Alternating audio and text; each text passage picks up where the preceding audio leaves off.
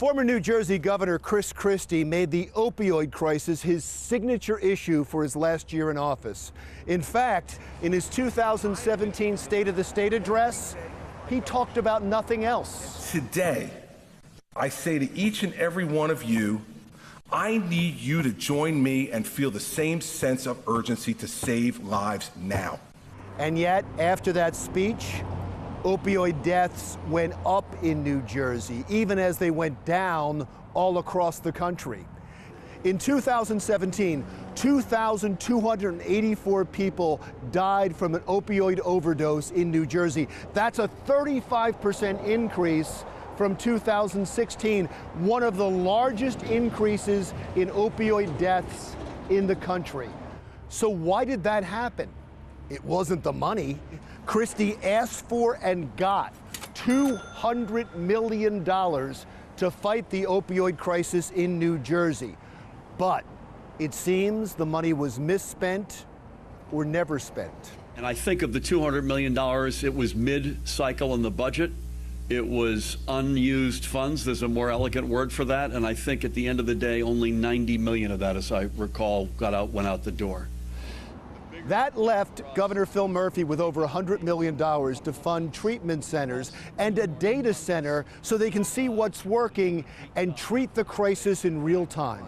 But he will drastically cut the opioid spending in one Chris Christie priority area.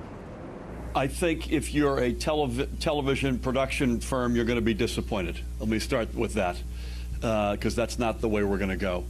In other words, we are not going to be inundated with self-promoting TV ads. New Jersey is experiencing a heroin epidemic fueled by opioid painkillers. But if you or someone you love is struggling with addiction, I want you to know we are here for you. Yes, Governor Christie was here for you on TV, but not so much anywhere else, if you follow the money. Of the $90 million he spent to fight the opioid crisis, a little over half was spent on these TV ads. Critics say he was only doing this to try to get a job with the Trump administration as drug czar.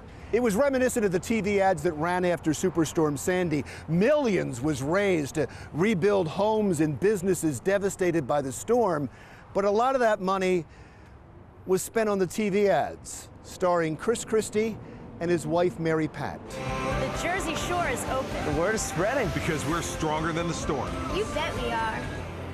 Chris Christie was running for re-election when these ads ran and made him the focus of a federal investigation. Now, he was cleared, but he left a bad taste in a lot of mouths, including Phil Murphy's. Now, when the governor announced his opioid initiative this week, he never mentioned Chris Christie's name, but he was clearly upset at the waste of resources on those TV ads. 60-year-old guys talking to young kids about addiction and the perils of addiction does not work. So the one, I could tell you, the one sort of most visible piece of this is we're not going to be doing any television programs with yours truly, or frankly at this point with anybody.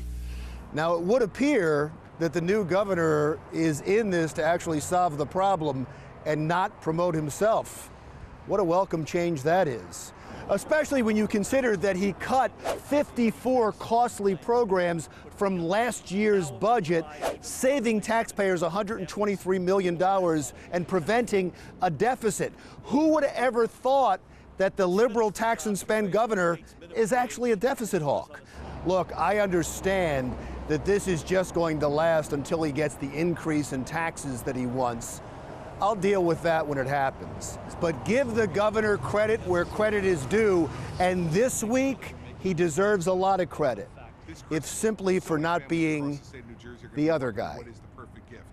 I'm Larry Menti. Talk to you again next week. The perfect gift.